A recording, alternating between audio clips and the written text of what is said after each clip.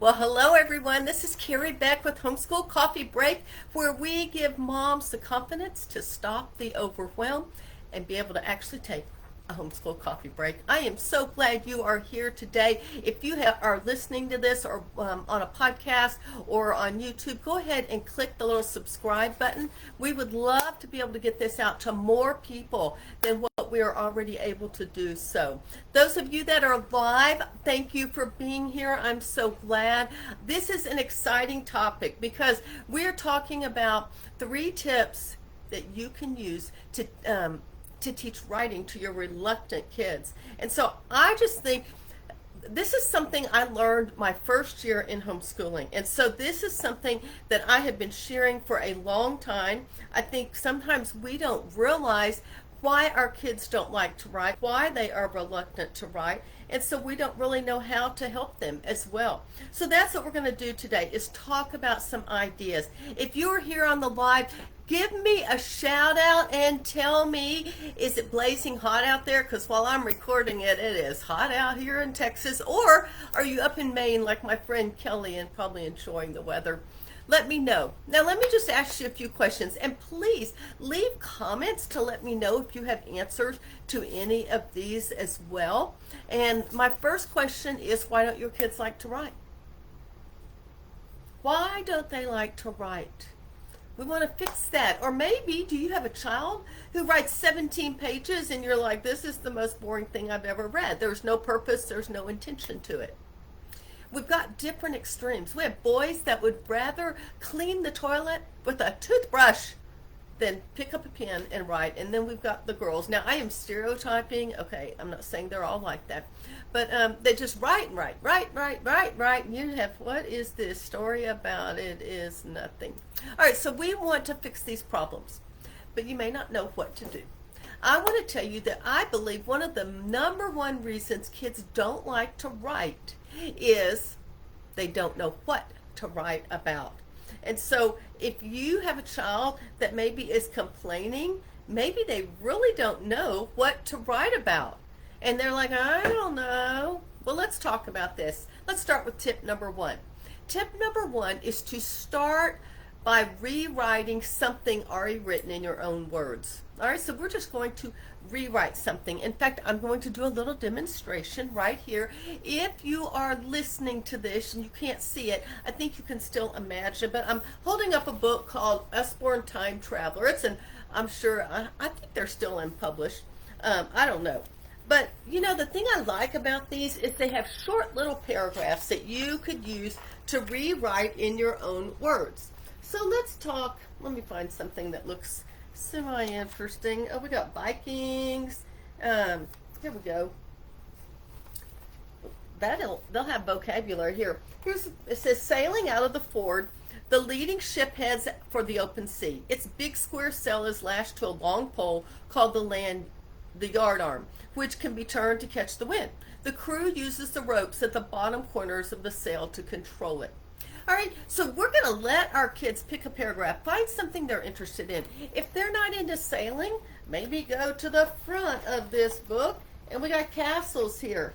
All right, and maybe you could find something they would be interested in that has something to do with knights and shining armor, and here's our feast. Let's see. So we could do any of these. All you're doing is finding something that's interesting that is already written, and then they're going to rewrite it in their own words. So I'm going to do this one. Each market stall, we're talking about the market stalls here in this medieval town. Each market stall must buy a license from the town council. This is easier to understand. This is one of the ways the council gets money. The council is a group of important townspeople who make laws and deals with things like fire protection. So what we're going to do is this. There are 3 sentences in this paragraph, and we are going to make a little outline, and it's not Roman numeral outlines, but I'm going to show you how this works. So we have 3 sentences. Number 1, you just put a number 1, a 2, and a 3 for your sentences. And you say, child, tell me 3 words that will help you remember this sentence. Number 1, each market stall must buy a license from the town council. Now, that your child might pick words that you won't remember, but I'm going to say, okay, market. So we'll write that word down. License is another one, and you may have to talk about what these mean. Obviously, you want them to understand. And then council, because they get a market, in order to have a market stall, they have to get a license from the council. The next one is, this is one of the ways the council gets money. All right, now let me just show you something you could do. When you use one way, the number one doesn't count as a word because it's a number. One way. And then you can use a dollar sign, and then that is a symbol, and that doesn't count as a word. You can only put 3 words on any one of these lines. You can't write every word down. One way, money, council. Okay, we'll just write that. So we really only used one word in our next section. The last sentence. The council is a group of important townspeople who make laws and deals with things like fire protection. All right, so we could say important, because these people must be important. And then what did they do? They made deals. And then we might write fire for fire protection. Because back then, things burned down pretty easily in the Middle Ages. All right, so now we have 3 words or symbols for each sentence. Now we're going to say, okay, we're still not going to write. Next thing I'm going to ask you to do is this. Child, can you tell me what the first sentence is about? Market License Council? Whatever they say is okay. Let's say, to get a market stall, you have to go buy a license from the city council. Did I use the exact same? No. Could I improve on it? Probably. Next sentence, we've got one way, money, and council. Can you tell me what that is? And you might say, oh, the council gets money from the license. That's one way they get money. You could do something like that. And then the last sentence, let them say it out loud. The council is made up of important people, and these important people make deals like providing fire protection. All right, it could be anything, but did they have to dream something up out of their head? Have you solved the problem that they don't know what to write about? Yes, I think we have. So the next thing you would do is then let them write 3 sentences, and that would be their paragraph. Now this is very simple, but this is just a way to get started. So tip number 1 is you're going to start by rewriting something in their own words. Tip number 2 is you want to use a checklist.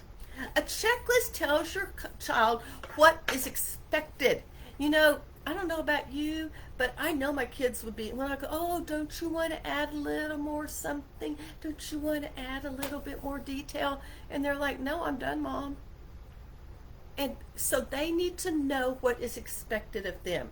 Some of it is younger ones. Every sentence starts with a capital letter and ends with an end point.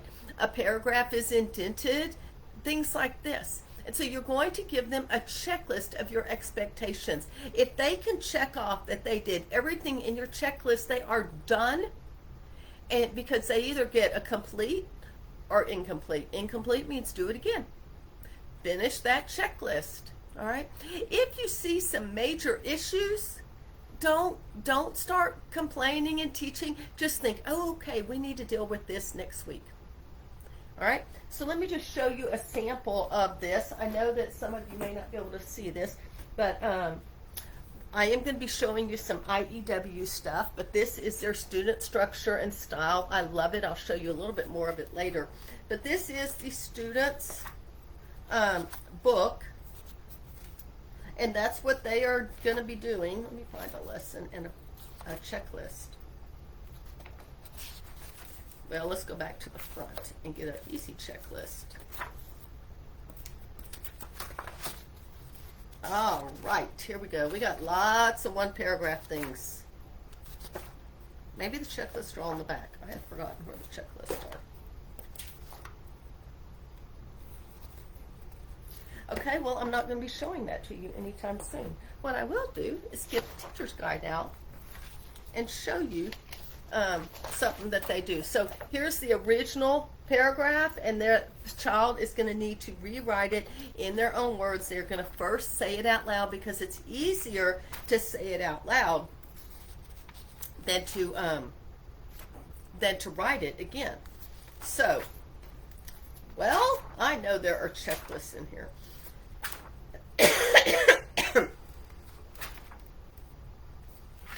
All right, then I'm going to show you mine. This is my original one, since I can't find it. This is what I used, 30 years ago, and we do have checklists in here, and I'm going to show that to you because I can find these a lot quicker. And yes, I should have already had this pulled out. Oh my gosh, this brings back. Okay, here we go. Here's a checklist. And this is after they've learned to do dress-ups and a bunch of stuff. But look, composition is double-spaced. They can check it off. Dress-ups are underlined in each paragraph. Sentence openers are marked, and title is underlined. If you can check off all 4 of those, you're done. All right? And I think that's really important that we understand that. If we go on to the story checklist, just so you see, we'll do it a little bit differently. Okay? Here's another type of checklist right there. And so it says correct format, correct indicators, different kinds of things for the summary. And so as long as you can check all of that off, then you are done with your paper. And I think that's really important. So tip number 1 is rewriting something in your own words. Number 2, use a checklist, and they know when they're done. And number 3, give grace and patience. May not be what y'all thought I was going to do. You may think that, what does that do with writing? You know what? It has a lot to do with writing. If you have 30 more years of language experience than your children, maybe even more than that,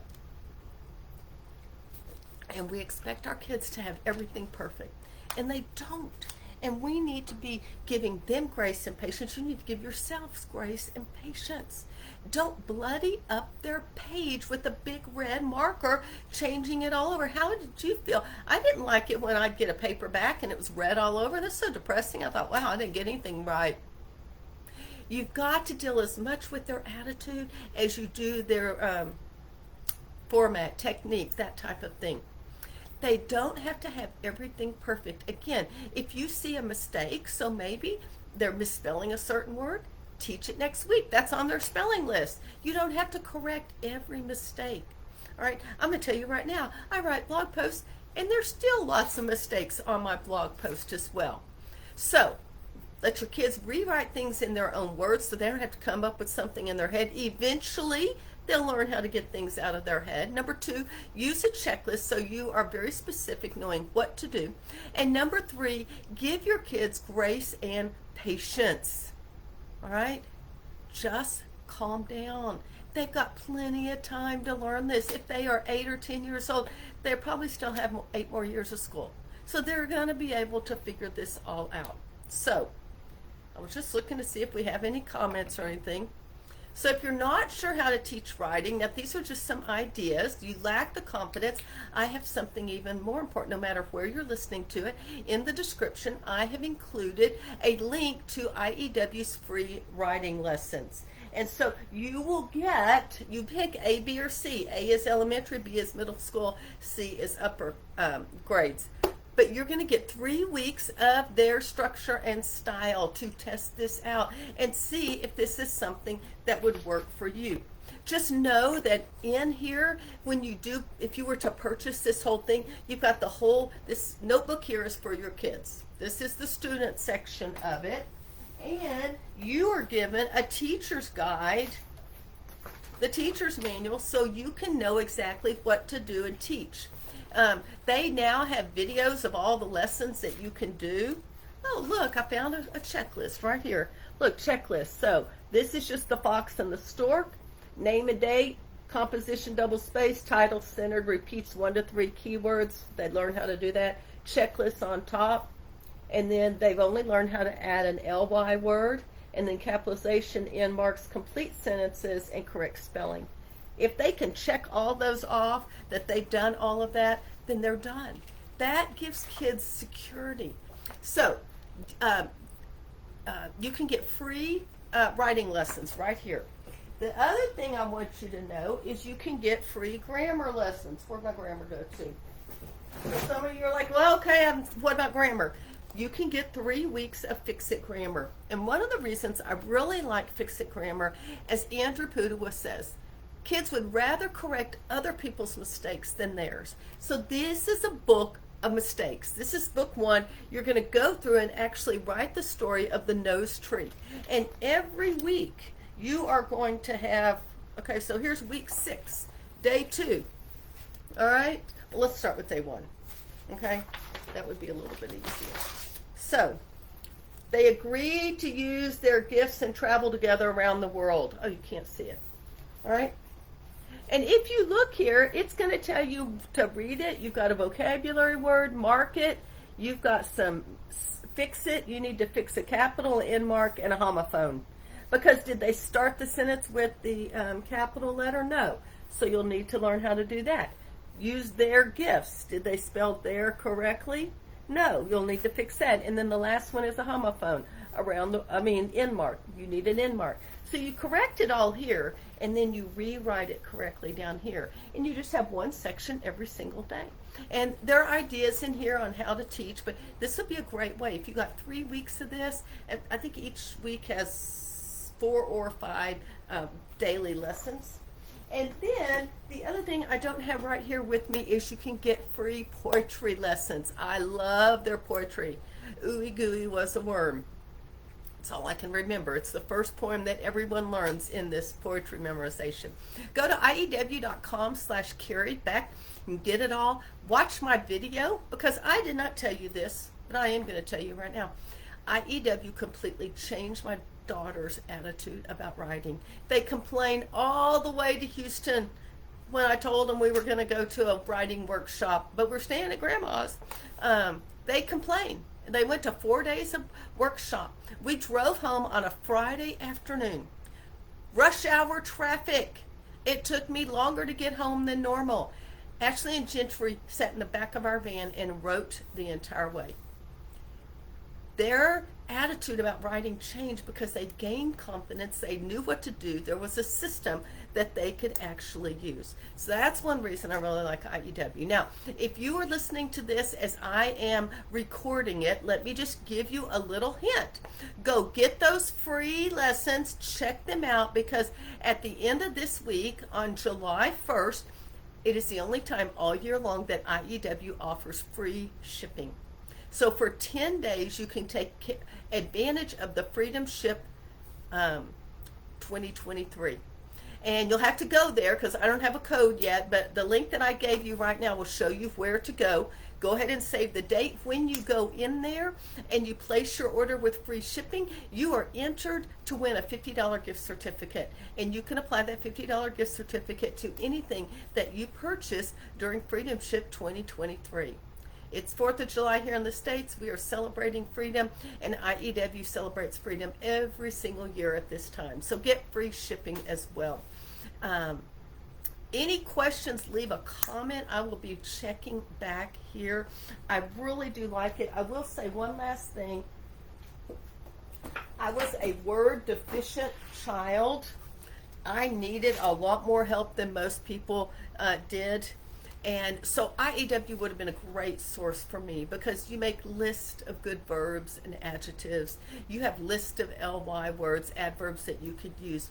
And I could have used this as a child. That's why I want to make sure my kids could use it. If you ever invest in all of the teaching, writing, structure, and style, for students, the whole big kit and caboodle, you will get this book called Word Right Now.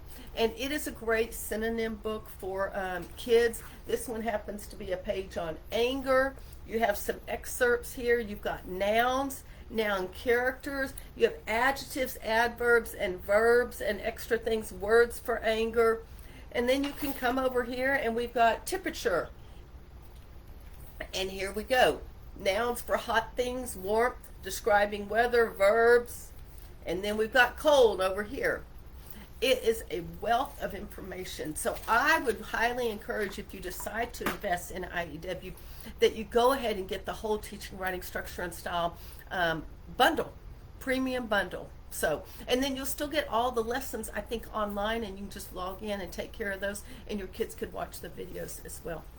Hey, thanks for spending time with me. 3 tips for teaching writing to reluctant students. Start by rewriting in your own words instead of coming out of your head. 2, use a checklist so they know your expectations. 3, give your kids grace and patience, and give yourself grace and patience as well. Thanks so much. I'm Carrie Beck with Homeschool Coffee Break. We'll talk to you next time.